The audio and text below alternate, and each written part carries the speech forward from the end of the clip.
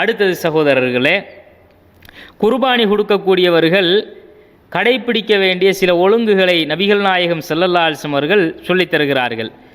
முஸ்லீமில் 3655, நசாயிங்கிற கிரந்தத்தில் 4285வது ஹதீஸாக வரக்கூடிய செய்தி உம்மு சலமா ரலியல்லாஹு அன்ஹா அவங்க அறிவிக்கிறாங்க. நபிகள் நாயகம் ஸல்லல்லாஹு அலைஹி வஸல்லம் அவங்க குர்பானி கொடுக்க நாடினவர், நீயத்து வச்சவர் துல்ஹஜ் மாதம் பிறை 1 முதல் குர்பானி கொடுக்கக்கூடிய வரைக்கும் அவருடைய நகத்தை, முடியை என்ன செய்யக்கூடாது, எதையும் களையக்கூடாது, வெட்டக்கூடாது என்று ரசூல்லா தடை செஞ்சாங்க. ரசூல் ஸல்லல்லாஹு அலைஹி வஸல்லம் அவர்கள் சொல்கிறார்கள், நீங்கள் குர்பானி கொடுக்குறவங்களாக இருந்தால், நீயத்து வைத்து விட்டீர்கள் என்றால், துல்ஹஜ் பிறையை கண்டுட்டா குர்பானி கொடுக்குற வரைக்கும் அவர் என்ன செய்யக்கூடாது, தன்னுடைய முடியையும் நகத்தையும் வெட்டக்கூடாதுன்னு ரசூல்லா தடுக்கிறாங்க.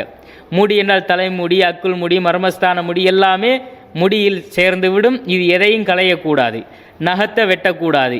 ஆனால் ஒரு ஆளுக்கு முதல் 10 நாளைக்கு இடையில தான் என்ன செய்கிறாரு, அவருக்கு ஒரு ஆடோ மாடோ கிடைக்குது, கொடுக்கறதுக்கு சந்தர்ப்பம் கிடைக்குதுண்டா, அப்போ அவருக்கு எப்போ அந்த 10 நாளைக்கு உள்ள அந்த ஆடு மாடு கிடைக்குதோ அந்த நேரத்தில் இருந்து அவர் என்ன செஞ்சு கொள்ளலாம், இதை நடைமுறைப்படுத்தி கொள்ளலாம்.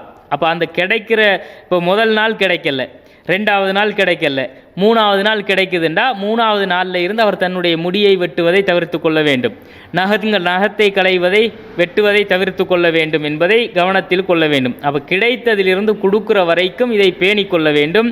குடும்பத்தில் என்ன செய்கிறாருன்னா, ஒருத்தர் கொடுக்க விரும்புகிறாருண்டா அந்த குடும்பத்தில் இருக்கிற அவர் மட்டும்தான் அதை செய்யாமல் என்ன செஞ்சு கொள்ளணும், தவிர்த்து கொள்ளணும்.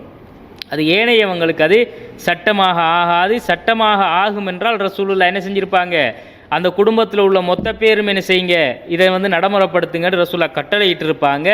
அதனால் அது என்ன இல்லை, அந்த குடும்பத்தார்களுக்கு கடமையாக்கப்பட்ட தடுக்கப்பட்ட ஒன்று கிடையாது. அதை கொடுக்கக்கூடிய அந்த நபர் தான் அதில் இருந்து தவிர்த்து கொள்ளணும் என்பதை புரிந்து கொள்ள வேண்டும்.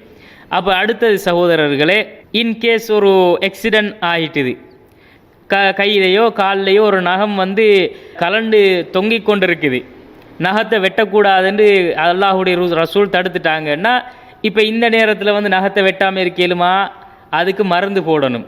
அதுக்கு அந்த காயத்துக்கு மருந்து போடுற நேரத்தில் அந்த நகத்தை கலட்டணும்ன்ற ஒரு நிலை வந்தால் அதுக்காக வேண்டி அதை கலட்டி கொள்வது, அல்லது ஒரு தலையில் ஒரு காயத்துக்காக முடியை மலித்து கொள்வது, ஒரு ஆப்ரேஷன் பண்ணுறதுக்காக வேண்டி இந்த நகங்களை அல்லது முடிகளை களைந்து கொள்வது மார்க்கத்தில் தப்பு கிடையாது.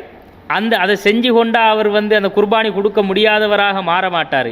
அதை செய்து கொண்ட நிலையில் அவர் அந்த குர்பானியை நிறைவேற்றி கொள்ள முடியும் என்பதையும் நாம் புரிந்து கொள்ள வேண்டும். அடுத்தது சகோதரர்களே, இந்த எந்தெந்த பிராணிகளை நாம் குர்பானி கொடுக்கலாம் அப்படிங்கிறதை நாம் புரிந்து கொள்ள வேண்டும். குர்பானியுடைய பிராணிகள் சம்பந்தமாக அல்லாஹு தாலா 22வது அத்தியாயத்தில் 28வது வசனத்தில் அல்லாஹ் சொல்லி காட்டுதான். அல்லாஹு தாலா ஒட்டகத்தையும் ஆடு மாடு இந்த 3ஐயும் தான் குர்பானிக்குரிய பிராணியாக, அது குர்பானி கொடுக்க தகுதியான பிராணிகள் என்று அல்லாஹு தாலா இந்த 3ஐயும் தன்னுடைய திருமறை குர்ஆனில் சொல்லி காட்டுகிறான். அப்போ ஆடு மாடு ஒட்டகம் இந்த 3ம் தான் குர்பானி கொடுக்கக்கூடிய பிராணி அப்படிங்கிறத நாம் தெளிவாக புரிந்து கொள்ள வேண்டும். நாட்டை பொறுத்த வரைக்கும், ஊர்களை பொறுத்த வரைக்கும் ஒட்டகத்தை நாம் என்ன செய்கிறதில்லை, குர்பானி கொடுக்கறது இல்லை. குர்பானி கொடுக்க ஒட்டகம் கிடையாது. அதை வெளிநாட்டிலிருந்து இறக்குமதி செஞ்சு கொடுக்க வேண்டிய கட்டாயம் இருக்குதா, அது கிடையாது. இருக்கிற பிராணியை கொடுத்துட்டு போக வேண்டியதான்.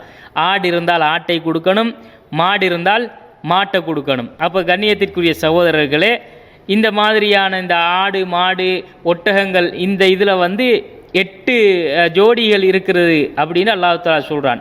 ஆட்டில் 2 ஜோடி ஆணும் பெண்ணும், மாட்டில் 2 ஆணும் பெண்ணும், ஒட்டகத்தில் ஆணும் பெண்ணும் என்று ஆணையும் கொடுக்கலாம் பெண்ணையும் கொடுக்கலாம் அப்படிங்கிறத அல்லாஹு தஆலா திருமறை குர்ஆனில் சொல்லி காட்டுறான். அப்போ மாட்டில் ஆண் மாட்டைத்தான் கொடுக்கணும், பெண் மாட்டை கொடுக்கக்கூடாது.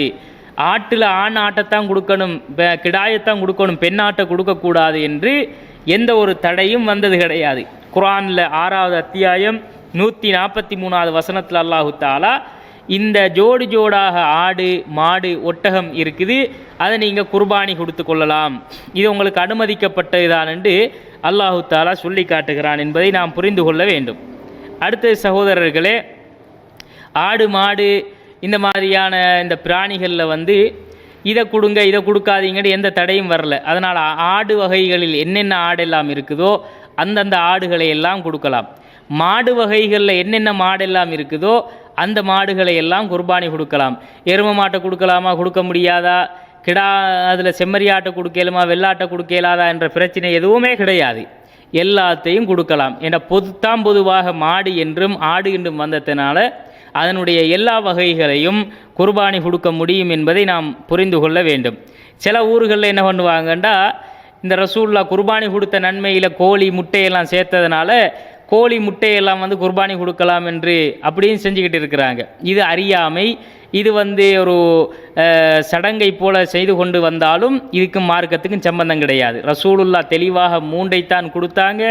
3 தான் குர்பானிக்குரிய பிராணிகள் என்று அல்லாஹ்வும் சொல்லி காட்டுகிறான். ரசூலுல்லாவுடைய நடைமுறையும் அப்படித்தான் இருந்துச்சு.